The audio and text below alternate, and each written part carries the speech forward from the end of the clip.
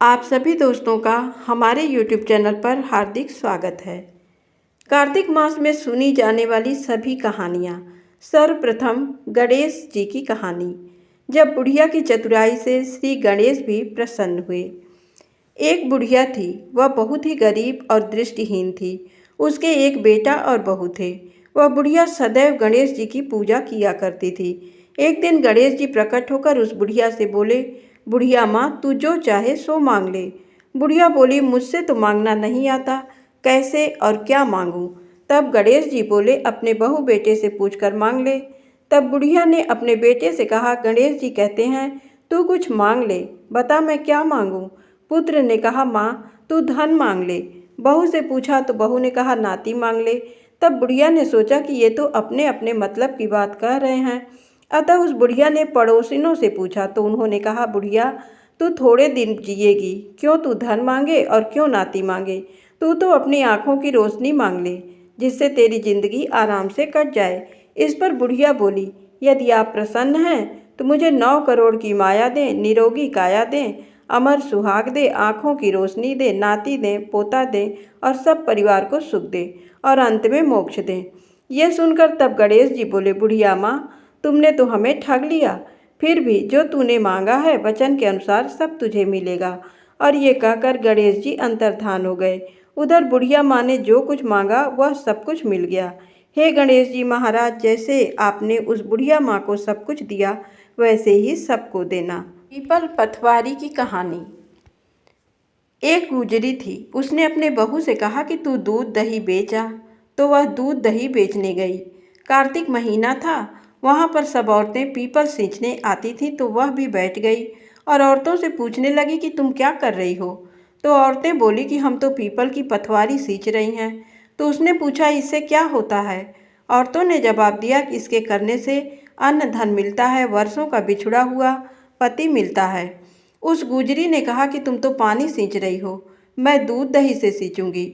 उसकी सास रोज कहती कि तू दूध दही बेचकर पैसे ला कर दे।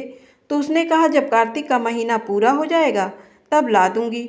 और कार्तिक का महीना पूरा हो गया। पूनम के दिन गुजरी पीपल पथवारी के पास धारड़ा लेकर बैठ गई। पीपल ने पूछा कि तू यहाँ क्यों बैठी है? उसने कहा, मेरी सास दूध दही के पैसे मांगेगी।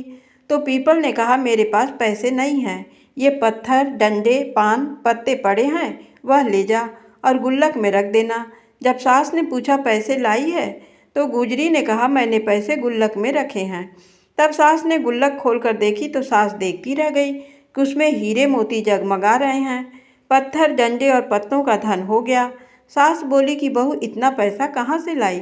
तो बहू ने आकर देखा तो बहुत धन पड़ा है।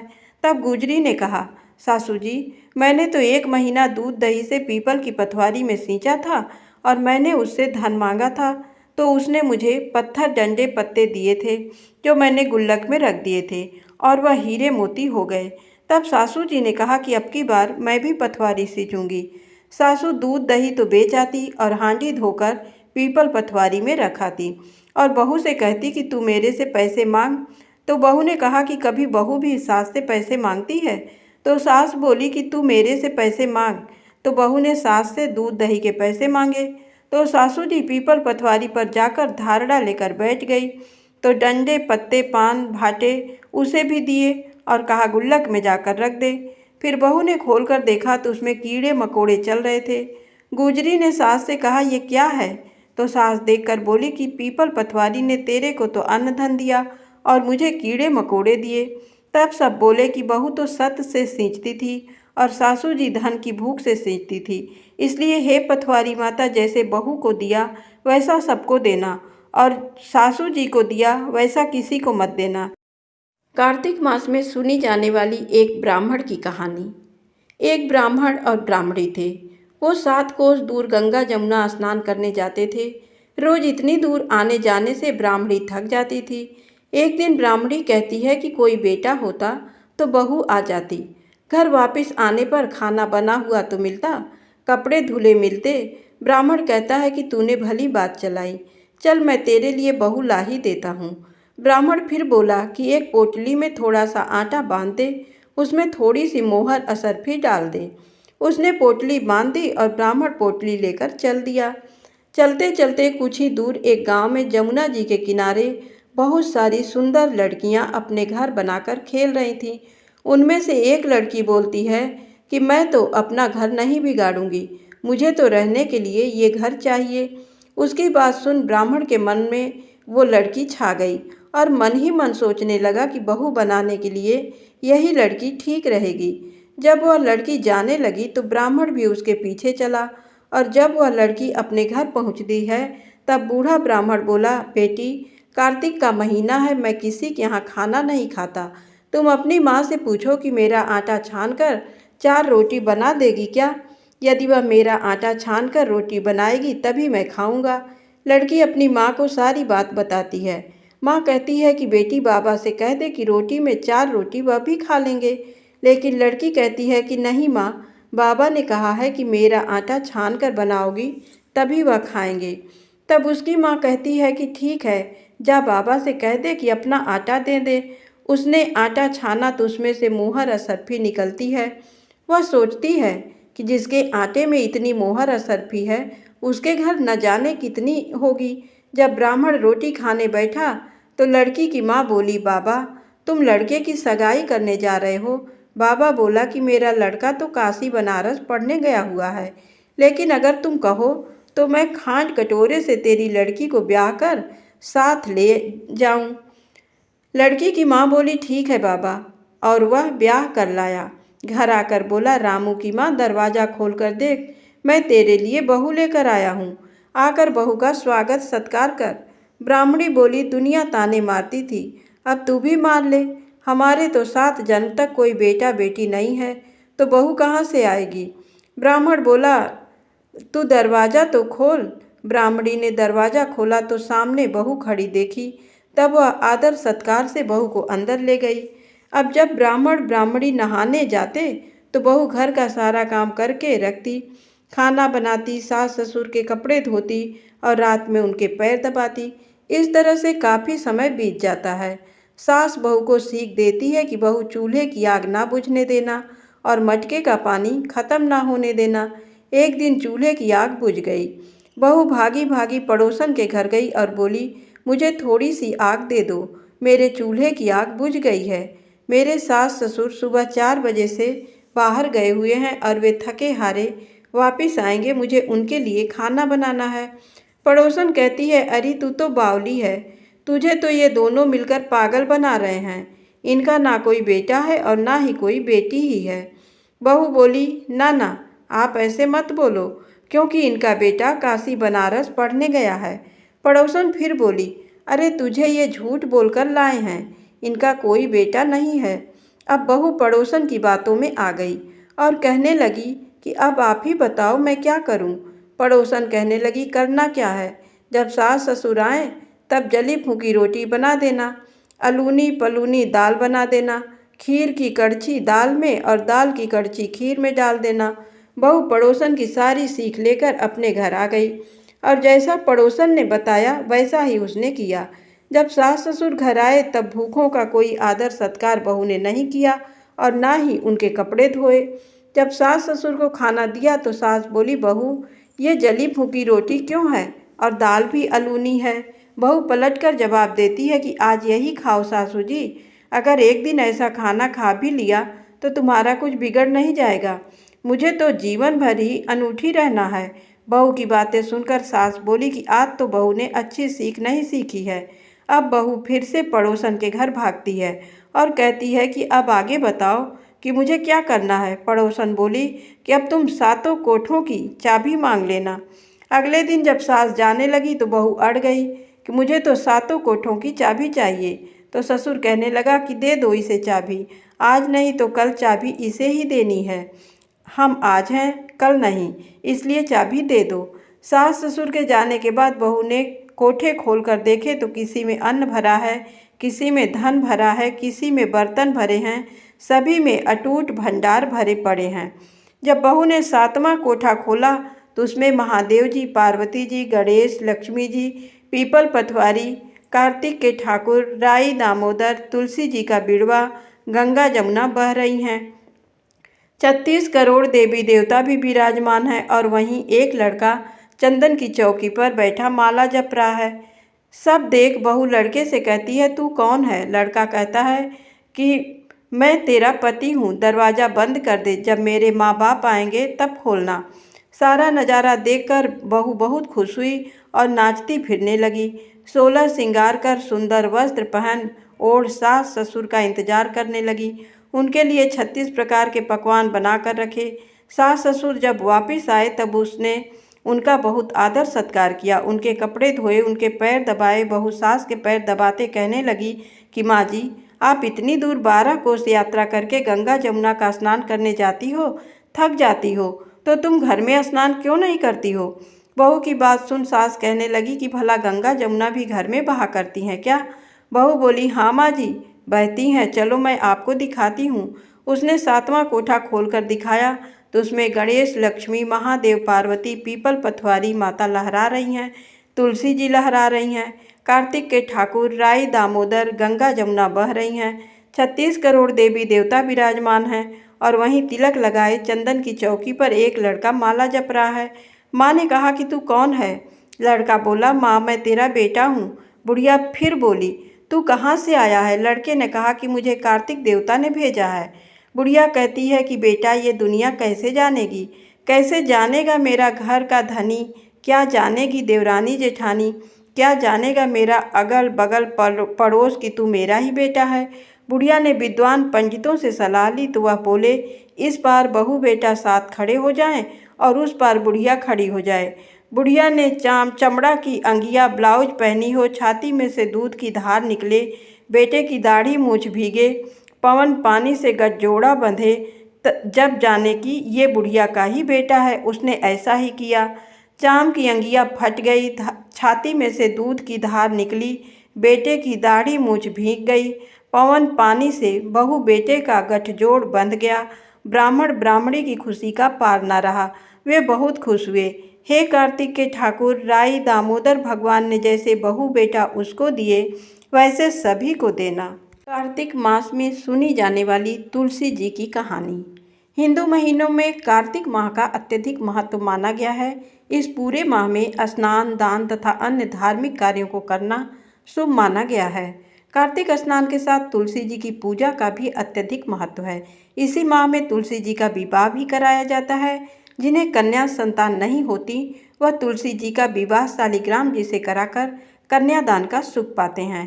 इसी कार्तिक माह से जुड़ी एक कहानी आइए जानते हैं। कार्तिक माह में सभी औरतें तुलसी जी को जल से सींचा करती थी।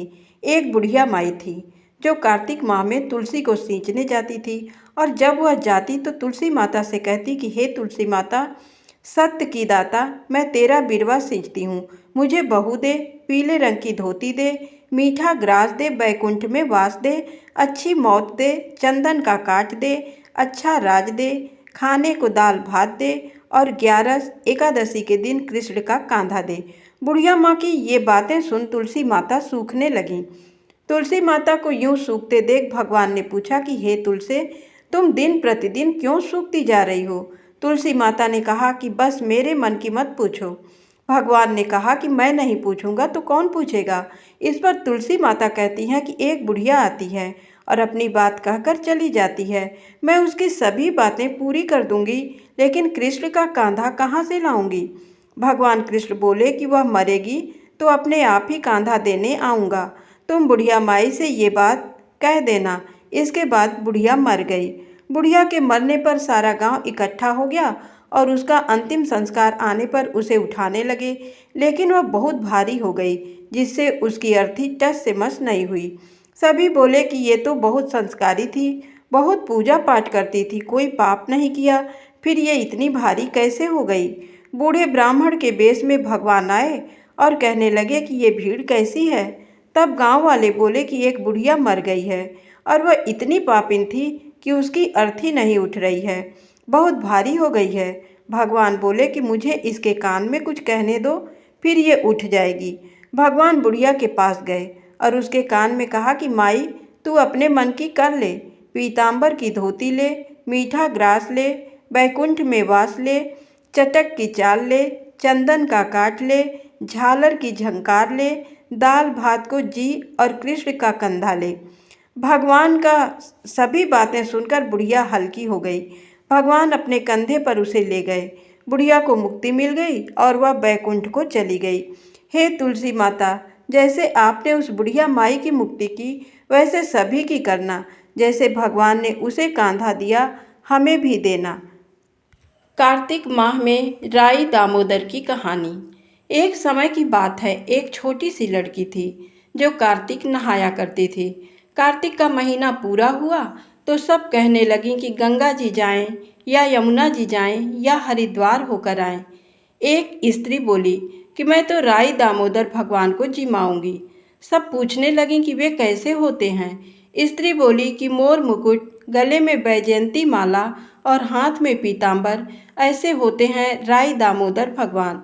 वह लड़की अपने घर आई, भगवान की रसोई बनाई, मंदिर में आई, बोली आओ मेरे भगवान, आओ जीमो। मंदिर में भगवान नहीं मिले। मंदिर से शहर में गई, शहर से जंगल गई, जंगल से पहाड़ों पर चढ़ गई। भगवान को पुकारते सुबह से शाम हो गई। भगवान लड़की को पहाड़ पर चढ़ते देख बोले कि ये तो ऊपर से गिरकर मर जाएगी और मेरे सिर इसकी हत्या लगेगी। इसे दर्शन देने ही होंगे। भगवान ब्राह्मण का रूप धर कर आए और बोले चल बेटा, मैं तेरा भगवान हूँ, तू मुझे जिमा दे। लड़की बोली कि नहीं, तुम मेरे भगवान नहीं हो। ब्राह्मण बोला कि तेरे भगवान कैसे हैं? उसने कहा मेरे भगवान तो मोर मुकुट वाले, गले में बैजयंती माला पहने हुए हैं और हाथ में पीतांबर लिए हुए हैं। ब्राह्मण बोला अच्छा, ऐसे हैं तेरे भगवान? लड़की ने कहा हाँ, ऐसे हैं मेरे भगवान। अब भगवान ने लड़की के सामने अपना चतुर्भुज रूप दिखाया। अब लड़की खुश हो गई और बोली कि हाँ, तुम ही हो मेरे भगवान। अब आगे आगे वह छोटी लड़की भाग रही थी और पीछे भगवान आ रहे थे। भागते भागते संग की सहेलियों से बोली कि मेरे घर मेरे भगवान आए हैं। उनमें से किसी एक ने कहा कि देखो तो इसके भगवान कैसे हैं। जिनके भाग्य में भगवान के दर्शन लिखे थे उन्हें हो गए। हे राई दामोदर भगवान, जैसे आपने लड़की को दर्शन दिए वैसे ही सभी को देना। लप्सी और तपसी की कहानी। हर कहानी के बाद सुनी जाने वाली कहानी। एक लप्सी था, एक तपसी था। तपसी हमेशा भगवान की तपस्या में लीन रहता था। लप्सी रोजाना 1.25 सेर की लापसी बनाकर भगवान का भोग लगाकर जीम लेता था। एक दिन दोनों लड़ने लगे। तपसी बोला मैं रोज भगवान की तपस्या करता हूँ, इसलिए मैं बड़ा हूँ। लप्सी बोला मैं रोज भगवान को 1.25 सेर लापसी का भोग लगाता हूँ, इसलिए मैं बड़ा हूँ। नारद जी वहाँ से गुजर रहे थे। दोनों को लड़ता देखकर उनसे पूछा कि तुम क्यों लड़ रहे हो? तपसी ने खुद के बड़ा होने का कारण बताया और लप्सी ने अपना कारण बताया। नारद जी बोले तुम्हारा फैसला मैं कर दूंगा। दूसरे दिन लप्सी और तपसी नहाकर अपनी रोज की भक्ति करने आए तो नारद जी ने छुपकर 1.25 करोड़ की एक एक अंगूठी उन दोनों के आगे रख दी। तपसी की नज़र जब अंगूठी पर पड़ी तो उसने चुपचाप अंगूठी उठाकर अपने नीचे दबा ली। लप्सी की नज़र अंगूठी पर पड़ी लेकिन उसने ध्यान नहीं दिया। भगवान को भोग लगाकर लप्सी खाने लगा। नारद जी सामने आए तो दोनों ने पूछा कि कौन बड़ा? तो नारद जी ने तपसी से खड़ा होने को कहा। वो खड़ा हुआ तो उसके नीचे दबी अंगूठी दिखाई पड़ी। नारद जी ने तपसी से कहा तपस्या करने के बाद भी तुम्हारी चोरी करने की आदत नहीं गई, इसलिए लप्सी बड़ा है और तुम्हें तुम्हारी तपस्या का कोई फल भी नहीं मिलेगा। तपसी शर्मिंदा होकर माफ़ी मांगने लगा। उसने नारद जी से पूछा मुझे मेरी तपस्या का फल कैसे मिलेगा? नारद जी ने कहा यदि कोई गाय और कुत्ते की रोटी नहीं बनाएगा तो फल तुझे मिलेगा। यदि कोई ब्राह्मण को भोजन करवाकर दक्षिणा नहीं देगा तो फल तुझे मिलेगा।